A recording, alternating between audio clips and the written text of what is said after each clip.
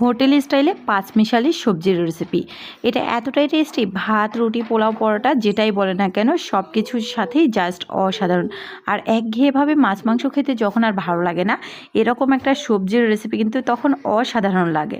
আর সবজি বরাবরই আমার ভালো লাগে। তো শুরুতে এখানে দেখেন আমি গাজর কুচি নিয়েছি বড় সাইজের, এখানে একটা গাজর নিয়ে আবার অর্ধেকটা নিয়েছি। তার সাথে এখানে 4টা বড় সাইজের আলু, 6টি বড় সাইজের পটল এবং পেঁপে নিয়েছি অর্ধেকটা।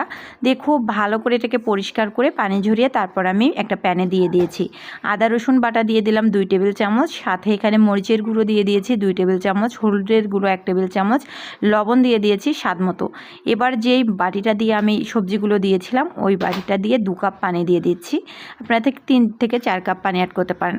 2 টেবিল চামচ রান্নার তেল অ্যাড করে দিচ্ছি। এখন খুব ভালো করে সব কিছু নেড়ে চেড়ে চুলায় বসিয়ে দিব। এই সবজি রান্নাটা এতটাই সহজ, বাট খেতে দুর্দান্ত টেস্টি। হোটেলের মামারা কিন্তু সবজিটা ঠিক এভাবেই রান্না করে। সো যাই হোক, আরও বিভিন্নভাবেই কিন্তু সবজির রেসিপিটা করা যায়। এই যে চুলায় বসিয়ে দিয়েছি, এখন আমি অপেক্ষা করব সবজিটা সিদ্ধ হয়ে আসা পর্যন্ত। তো রেসিপি ভালো লাগলে প্লিজ ইউটিউব, ফেসবুক যেখান থেকে দেখেন না কেন যুক্ত হয়ে যাবেন আমার পরিবারে। আর ভিডিওর কোনো অংশ যদি একটুও ভালো লেগে থাকে, একটা হলেও লাইক, কমেন্টস অথবা শেয়ার করে দিবেন। তো দেখেন কথা বলতে বলতে কিন্তু সবজিটা প্রায় সিদ্ধ হয়ে এসছে। আমি খুব ভালো করে এটাকে নেড়ে চেড়ে দেবো।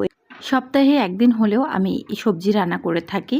আর এই পাঁচমিশালি সবজিগুলো আমার কাছে অনেক ভালো লাগে মিক্সড করে খেতে। এটার আলাদা একটা ফ্লেভার পাওয়া যায়। তো লাস্ট পর্যায়ের দিকে আমি টমেটোটা দিয়ে দিচ্ছি। তাতে করে হবে কি, টমেটোটা একবারে গলে যাবে না। আর বেশ কিছুটা কাঁচামরিচ ফালি দিয়ে দিচ্ছি। কাঁচামরিচটাও লাস্ট পর্যায়ে দেওয়ার চেষ্টা করবেন। তাতে করে হবে কি, সুন্দর একটা ফ্লেভার ছড়াবে। আর টমেটোটা একটুও গলে যাবে না। তো একটু আনাম টাইপের থাকবে, বাট সিদ্ধ হবে, দেখতে ভালো লাগবে, খেতেও ভালো লাগবে। সো যাই হোক, টমেটোটা দেওয়ার পর আবারও বেশ কিছুক্ষণ নেড়ে চেড়ে এখন আমি চুলা থেকে সবজিটাকে নামিয়ে ফেলবো। তারপর এটাকে ফোড়ন দিতে হবে। ফোড়নের মাঝেই কিন্তু আলাদা একটা টেস্ট চলে আসবে। প্রথমে কিছুটা জিরা ভেজে নিচ্ছি। ভাজা জিরের গুঁড়ো দিলে না সুন্দর একটা ফ্লেভার হয়। তারপর রান্নার তেল দিয়ে দিচ্ছি, একটা বড় সাইজের পেঁয়াজ কুচি দিয়ে দিচ্ছি, একটা বড় সাইজের রসুন কুচি দিয়ে দিচ্ছি। পেঁয়াজ রসুনটাকে খুব ভালো করে ভেজে নেব। 5 ফোড়নটা যদি ঘরে থাকে, তাহলে যারা 5 ফোড়ন খেতে পছন্দ করেন অবশ্যই একটু 5 ফোড়ন দিবেন, তাতে করে সুন্দর একটা ফ্লেভার আসে। তো 5 ফোড়নটা আমার ঘরে ছিল না, এই জন্য আমি 5 ফোড়নটা অ্যাড করব না। তবে একটু জিরে দিব, জিরে দিলেও না সুন্দর একটা ফ্লেভার আসে। সো যাই হোক, কথা বলতে বলতে খুব ভালো করে এটাকে নেড়ে চেড়ে নিচ্ছি। ব্রাউন কালার চলে আসলে আমি রান্না করে রাখা সবজিগুলো অ্যাড করে দিয়েছি। এবার খুব ভালো করে নেড়ে চেড়ে মিক্সড করে নিতে হবে। চাইলে সবজিগুলো নেড়েচেড়ে আধ ভাঙ্গা টাইপের করতে পারেন, তবে আমার কাছে এভাবে দেখতে ভালো লাগে, এই জন্য আমি সবজিগুলোকে একেবারে ভেঙে ফেলবো না।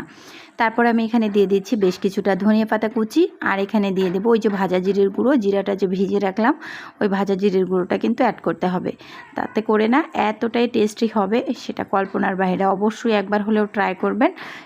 এটা যে খেয়েছেন সে তো অবশ্যই টেস্ট বোঝেন, আর যারা খাননি এভাবে তারা অবশ্যই একবার হলেও ট্রাই করবেন।